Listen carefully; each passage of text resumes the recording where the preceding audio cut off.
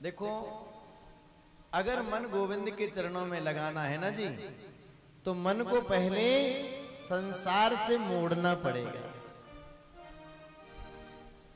अच्छा, कुछ लोग मुड़ तो जाते हैं परंतु मुड़ते नहीं हैं। जितने लोग आपने देखा होगा संत महात्मा लोग बिल्कुल पूरे मुड़ जाते कि नहीं, सिर पे एक भी बाल नहीं होगा।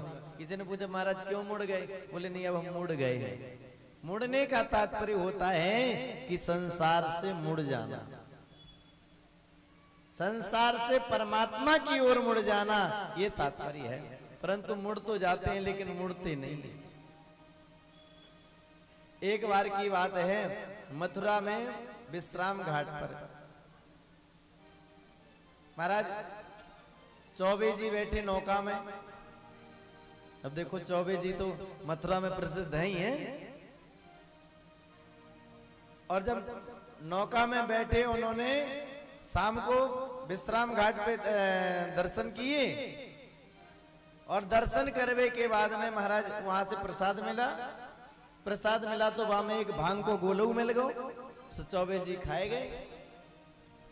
अब महाराज विश्राम घाट से बैठे और मन में ये संकल्प लिया कि महाराज यमुना जी के माध्यम से ही हम गोकुल जाएंगे नौका से। तो उन्होंने रात भर नौका चलाई, और रात भर नौका चलाते चलाते जब सुबह है गई तो सब लोग बोलने लगे जय श्री कृष्ण, हर हर गंगे हर हर जमुने। तो उन्होंने सोचा अब हम गोकुल पहुंच गए लगता है।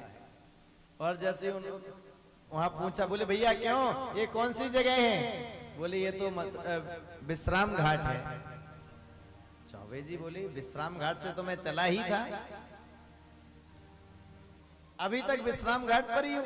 बोले क्यों, ये मथुरा वाला ही विश्राम घाट है कि कोई दूसरा विश्राम घाट? बोले नहीं नहीं महाराज, ये द्वारकाधीश के ठीक सामने है ना जो, वही विश्राम घाट है ये।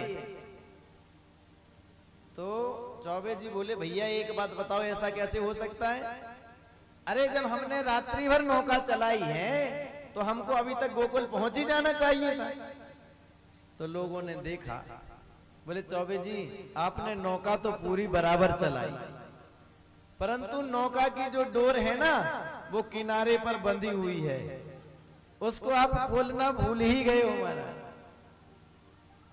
कहने का भाव क्या है? कहने का भाव हमारा ये है कि अगर हमने संसार से पहले डोर को खोलना पड़ेगा और फिर गोविंद को वो डोर सौंपनी पड़ेगी।